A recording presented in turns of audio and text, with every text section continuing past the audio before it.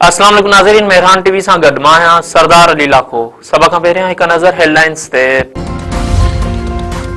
सदर आसिफ अली ज़रदारी चयो आहे त पाकिस्तान जो आइन मज़हबी आज़ादी ऐं बुनियादी हक़नि जी मुकमल ज़मानत ॾिए थो। सदर आलमी रवादारी जे ॾींहं ते क़ौम खे इतिहाद ऐं हम आहंगी जो पैगाम ॾिनो।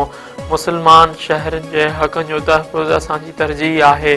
नौजवान तहसुब ऐं नफ़रत जे ख़िलाफ़ बीहण, प्यार, रवादारी ऐं इतिहाद जो पैगाम पखेड़नि। उर्दन जे बादशाह शाह अब्दुल्ला जे वज़ीर आज़म शहबाज शरीफ़ ऐं फील्ड मार्शल आसिम मुनीर सां मुलाक़ात में गज़ा जी सूरत हाल, खिते में अमन अमान ऐं सलामती समेत मुख़्तलिफ़ मामलनि ते ॻाल्हियूं। पाकिस्तान ऐं उर्दन विच में मुख़्तलिफ़ शोबनि में सहकार लाइ मुफ़ाहमती यादाश्तनि ते पिणु सहियूं कयूं वयूं। घरू वज़ीर मोहसिन नक़वी चयो आहे त गैर क़ानूनी इमिग्रेशन बर्दाश्त न कई वेंदी। कंहिंखे बि दस्तावेज़नि खां सवाइ सफ़र करण जी इजाज़त न ॾिनी वञे। घरू वज़ीर लाहौर एयरपोर्ट जो ओचितो दौरो करे इमिग्रेशन काउंटरनि अॻियां रश ते नाराज़गी जो इज़हार कयो ऐं अमल खे तेज़ करण जा हुकुम जारी कया।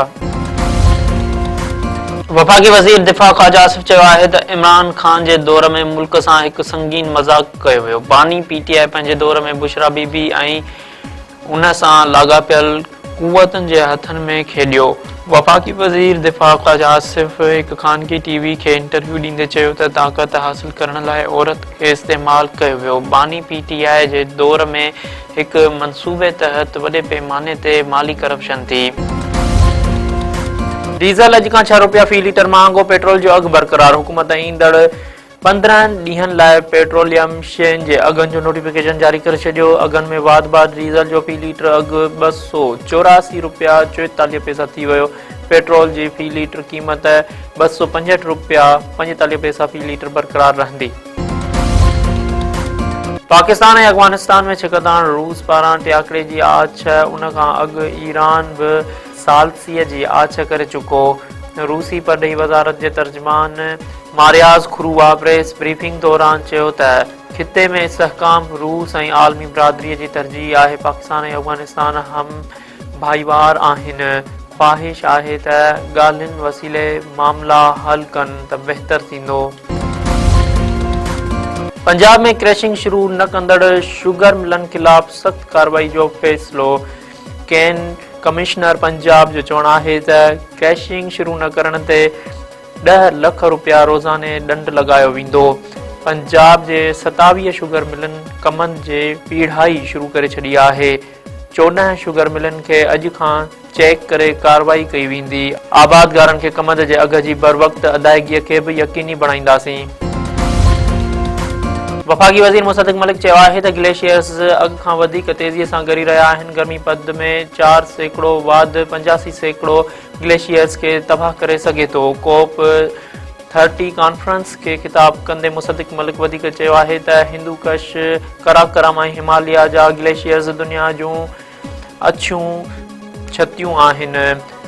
13,000 ग्लेशियर्स सिंधु दरिया जे निज़ाम जो बुनियादी ज़रियो आहिनि। मुतासिर मुल्कनि जे तहफ़ुज़ लाइ आलमी बिरादरीअ खे अॻिते अचणु घुरिजे। आज़ाद कश्मीर जो तालीम वारो वज़ीर पाकिस्तान पीपल्स पार्टी में शामिल। सीनियर पार्लियामेंटेरियन ऐं तालीम वारे वज़ीर दीवान अली चगताई इस्लामाबाद में ज़रदारी हाउस में फरियाल तालपुर जे मौजूदगी में PP जो प्यारो थी वियो।